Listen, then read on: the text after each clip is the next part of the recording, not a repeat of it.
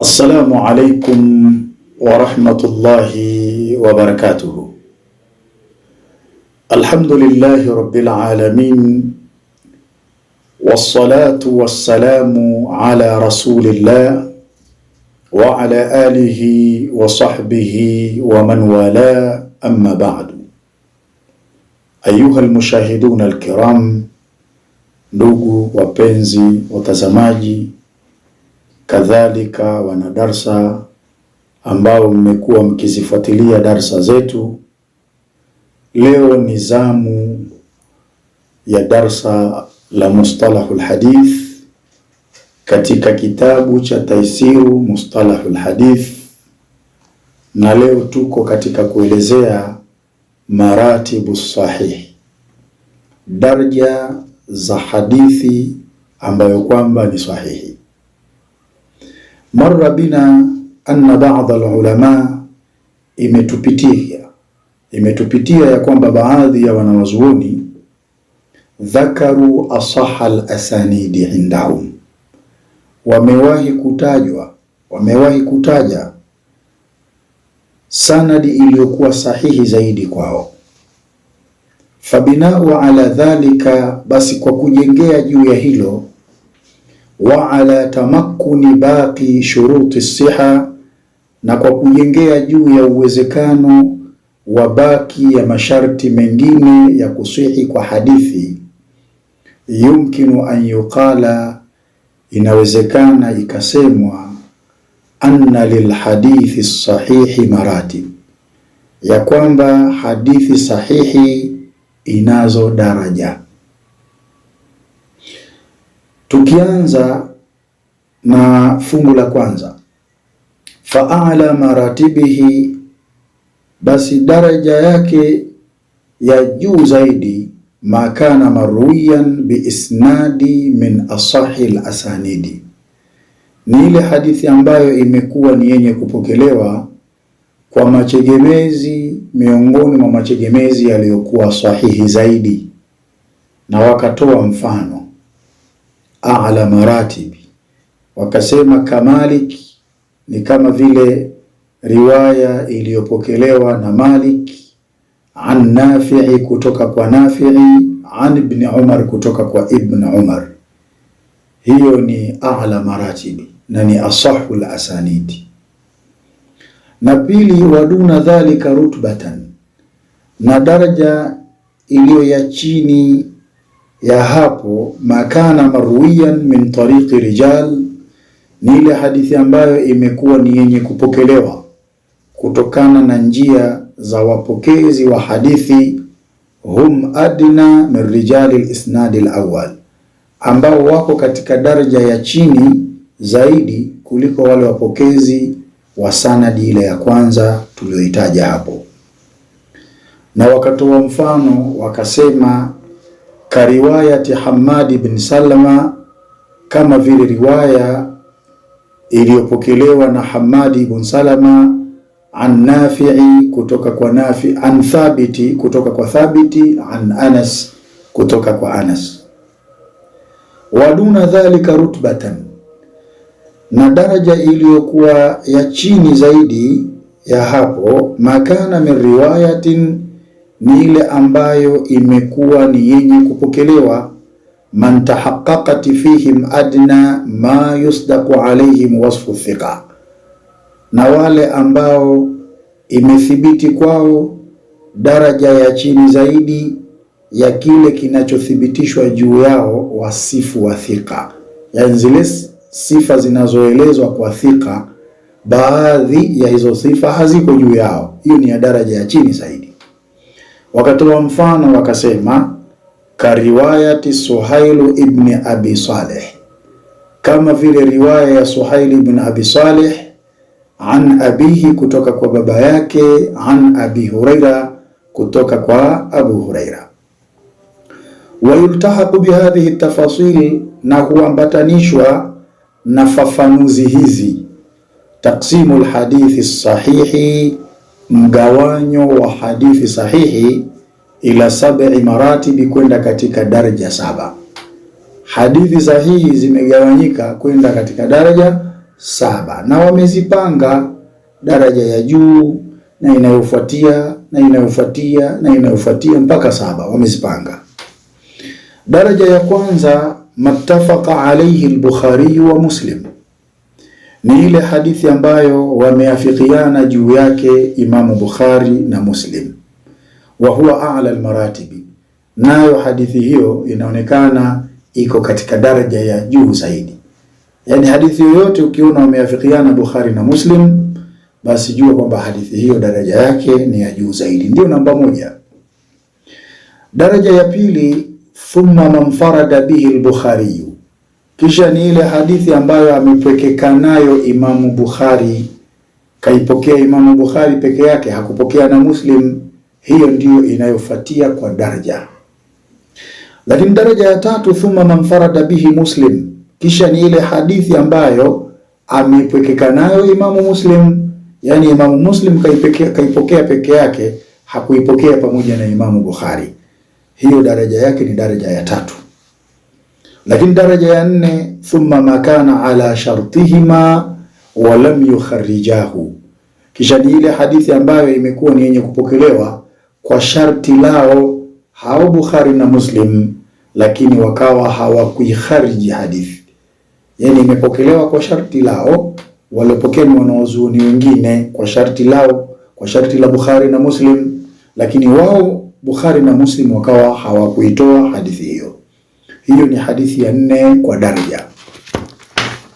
Lakini hadithi ya 5 kwa daraja ma kana ala sharti al-Bukhari wa lam yukharrijuhu, ni ile hadithi ambayo imekuwa imepokelewa kwa sharti la Bukhari, naye Bukhari akawa hakuitoa hadithi hiyo, hakuikhariji.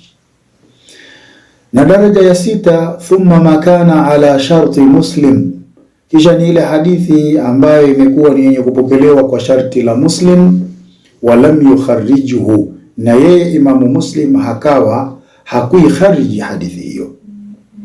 Na daraja ya 7 thumma ma sahha inda ghayrihima min al-a'imma, kisha ni ile hadithi iliyoswihi kwa wanawazuoni wengine wasiokuwa Bukhari na Muslim miongoni mwa maimamu wa hadithi, kabni Khuzaima wa Ibn Hibbani, kama mwanawachuoni Ibn Khuzaima na Ibn Hibbani, mimma lam yakun ala shartihima, miongoni mwa zile hadithi ambazo hazikuwa zimepokelewa kwa sharti lao hao Bukhari na Muslim, lakini wamepokea wanawazuoni wengine wa hadithi, lakini kile walichopokea saha indahum, kimeswihi kwao, ndio inayofuatia kwa daraja.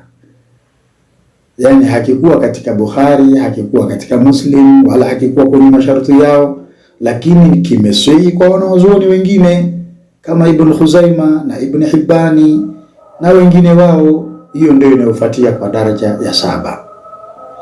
Shartu shaykhain, tuangalie sharti la mashekhe wawili. Tunapozungumza kwa sharti la mashekhe wawili, sasa tutazame sharti la mashekhe wawili. Je, waliweka sharti la aina yoyote ili mtu mwingine apokee hadithi lazima wafuate sharti hilo?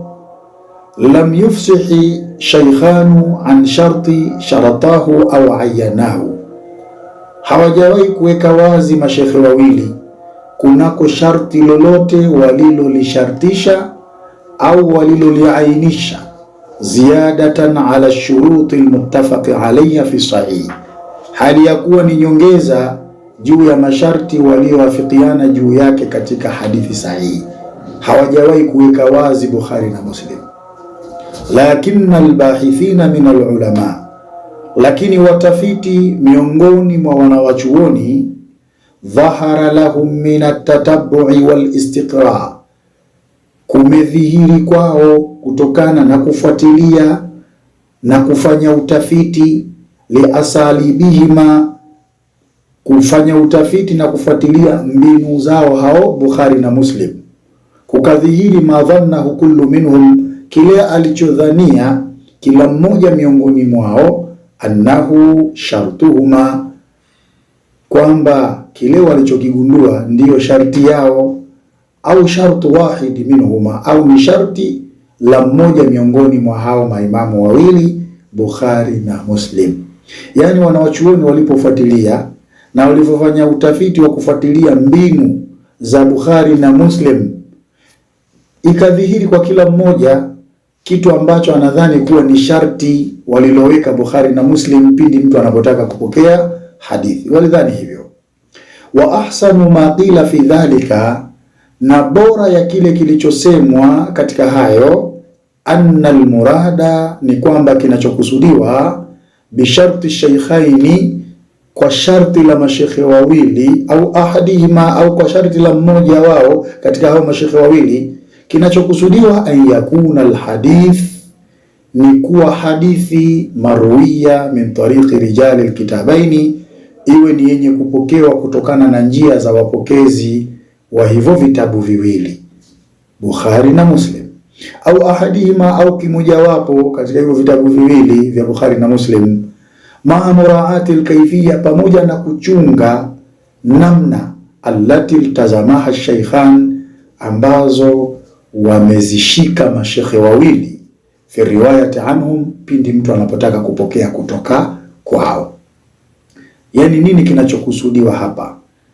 Yani wanawazuoni wa hadithi walipofanya utafiti wa kufuatilia, je, Bukhari na Muslim waliwahi kuweka sharti lolote mtu yeyote anapotaka kupokea hadithi afuate sharti hilo?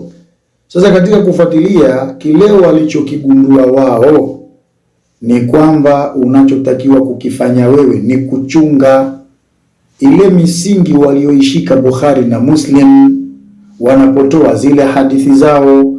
Uchunge hiyo misingi. Ukishaichunga hiyo misingi katika kupokea hadithi, basi ndio utakuwa umepokea kwa sharti lao. Ndivyo anavyokusudia muallif katika kipengele hiki. Sasa tutazame maana qaulihim muttafaqun alayhi, maana ya kauli yao wanaposema muttafaqun alayhi. Yani inaposomwa hadithi kisha ikahitimishwa hadithi hii ni muttafaqun alayhi, maana yake ni nini? Nini kinachokusudiwa kwa neno hilo? Idha qala ulamau alhadith an hadithi muttafaqun alayhi, pindi wanawazuoni wa hadithi wanaposema kunako hadithi yoyote wakasema muttafaqun alayhi, famuraduhum ittifaqu shaykhaini, kusudio lake ni kuwafikiana kwa mashekhe wawili. Yani kwenye hadithi hiyo wameafikiana Bukhari na Muslim, ndio maana yake. Ai maana yake ittifaqu shaykhaini ala sihhatihi, ni kuwafikiana kwa mashekhe wawili juu ya usahihi wake hadithi hiyo. La ittifaq al-umma, maana yake sio kuwafikiana kwa umma wote, ni kuwafikiana kwa mashekhe wawili tu. Illa anna ibn Salahi, isipokuwa Ibn Salah, qal, yeye amesema, lakinna ittifaq al-ummati alayhi lazimun min dhalika, lakini kuwafikiana umma juu ya hilo, katika hilo ni jambo lenye kulazimu. Wa hasilu ma'ahu, na ni lenye kupatikana pamoja na hizo hadithi. Liittifaqi al-ummati ala talaqi mattafaqa alayhi bilqabuli, kwa sababu ya umma mzima kukubaliana juu ya kupokea kile walichoafikiana Imamu Bukhari na Muslim kwa kukikubali. Yani umma mzima umeafikiana kwamba hadithi inapokuwepo kwenye Bukhari au kwenye Muslim, hadithi hiyo tunatakiwa kuikubali. Kwa hiyo ndio maana Ibn Salah akasema, lakini kuwafikiana kwa umma juu yake lazimun, ni jambo lenye kulazimu, min dhalika, kutokana na jambo hilo, wa hasilu ma'ahu, na lenye kupatikana pamoja na jambo hilo, kwa sababu umma umevipokea vitabu vya Bukhari na Muslim kwa kuvikubali. Hal yushtaratu fi sahihi an yakuna aziza, je, imeshartiwa katika hadithi sahihi ni lazima iwe ni azizi? Na hadithi ya azizi tumesoma kule nyuma, ni riwaya ya watu wawili. Sasa linakuja swali hapa, hal yushtaratu fi sahih an yakuna azizan, je, imeshartiwa katika hadithi sahihi ni lazima iwe azizi?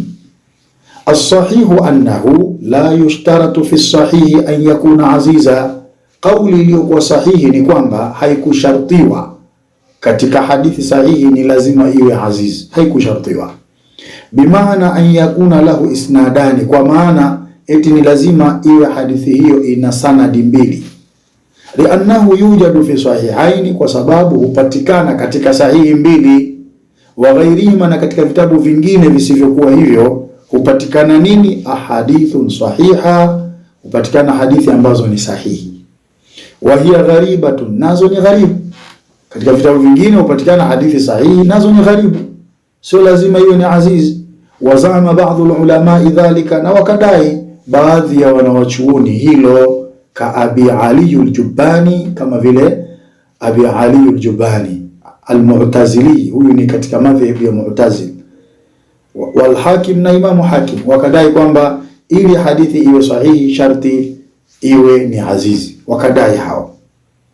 Wa qawluhum hadha, na kauli yao katika hili au na kauli yao hii, khilafu muttafaqat alayhi al-umma, ni kinyume na kile walichoafikiana juu yake umma. Kwa hiyo kauli yenye nguvu, hadithi sahihi si sharti iwe azizi, inaweza ikawa hata ni gharibu, lakini ikawa pia ni sahihi.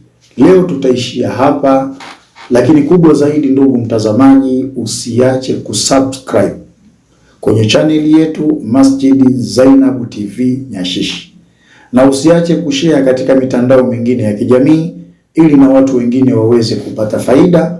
Wakipata faida, wewe una thawabu, una fungu lako mbele ya Allah subhanahu wa ta'ala. Lakini kubwa zaidi, kuna baadhi ya wanaofuatilia darsa hizi wameniomba niwatengenezee grupu la darsa, ili tutakapokuwa tunarusha zile linki ziwe zinaingia kwenye grupu hilo la WhatsApp.